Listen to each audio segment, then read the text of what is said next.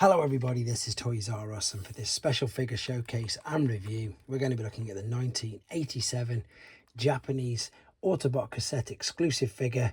This is Zaur. So what we're going to do in this video, we're going to have a quick look at him in both of his modes to help you decide how you want to display him. I'm going to unbox this one live to show you the entire contents of the packaging. This one is actually a KO, so I'm going to show you a couple of differences between that and the original. And I'm also hopefully going to give you a bit of background information and indeed bring to light this quite amazing and indeed quite intricate little figure. So for those of you who've never seen this before, as I say, his name is Zaur and I'm going to be talking about him right now. Before I carry on though, I'd like to remind anybody who's not subscribed to this channel, if they'd like to hit that subscribe button for me now, please, because it really will help me out. So I suppose let's bring you a bit of background history. In 1987, we had the last season of the Sunbow cartoons, whereas in Japan, they pretty much started their own main continuity of cartoons. It was funnily enough called the Headmasters as well. It had loads of more episodes in there than what we had with season 4. And what they did was they introduced quite a few new characters, but indeed way more in the subsequent years after. And these, as I say, this is one of 4 Japanese cassettes that had the ability to combine as well, a bit like your Squawk Talk, etc. and Slam Dance. These were different ones, except these were both just Autobots. Now unfortunately I've only got the one at the moment, so I won't be able to show you that combining feature. So the weapons you can see there are chrome still, which look absolutely beautiful, and this is quite articulate. Funnily enough, you've got 2 articulation points at the tail. Each leg is individual on that little hinge. You can move both of them around. Same as the neck's got 2 points of articulation, and to be fair, you know, for what it is, it's just a little cassette. It doesn't look too bad. Right, this is the KO one, but before we get there, let's have a quick look at the box then. So I'm sure you've noticed straight away, very different again to Hasbro.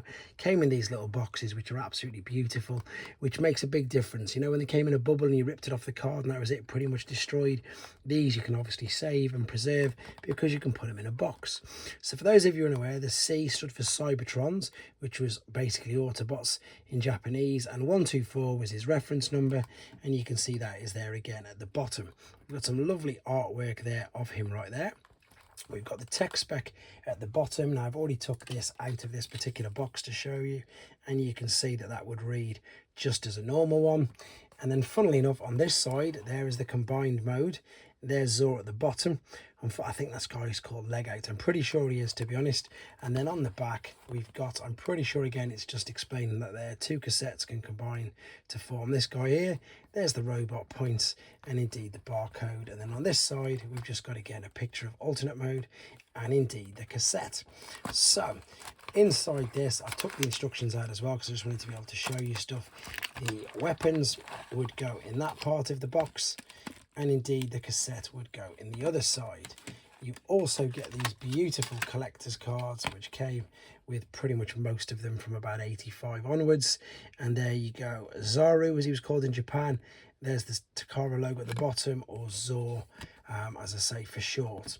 Right, also the instructions were these, again fold out. These are brilliant.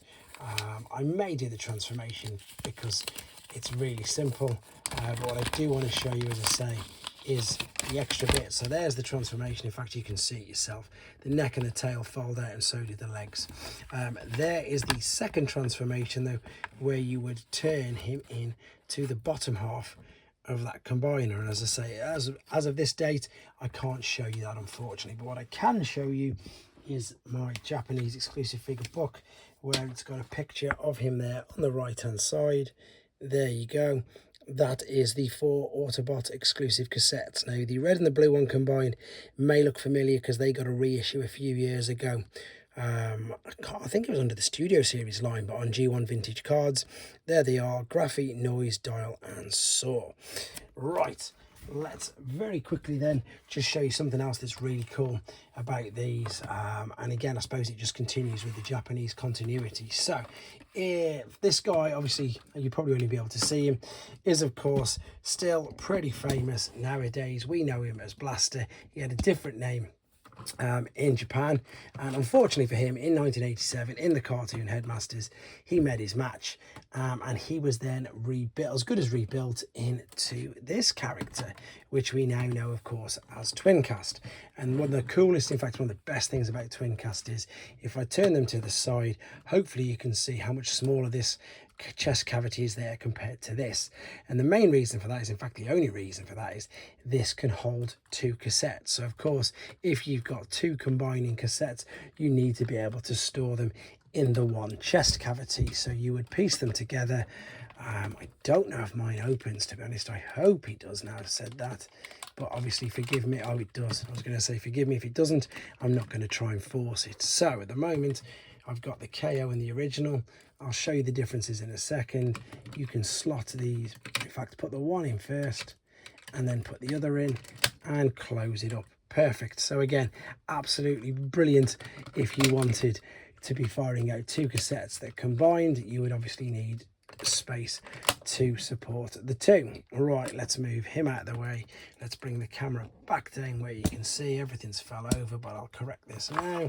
There we go. And stand this box up. So what we've got here is, that's not going to stand, is it? Please stand up for me. There we go. So this is the original, not just because it's got the stickers on. If I turn it around this side where the stickers aren't, I'm going to be able to show you the differences. So the KO one, funnily enough, still commands a crazy high price, but what it is, it's these rivets here, or the hinges the legs are on the original.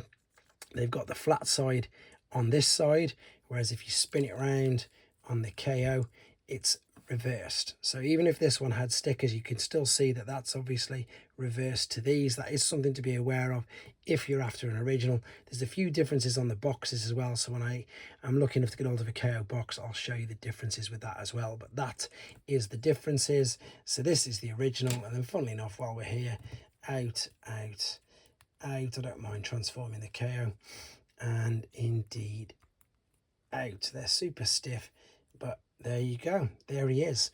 There you go. Anyway, I hope you liked. In fact, I know that loads of people, as soon as I showcased this with the unboxing, so they'd never heard of it. So hopefully you've learned a little bit more about him. Hopefully you've enjoyed looking at him. And once again, as I say, I do have a Japanese exclusive playlist on this channel.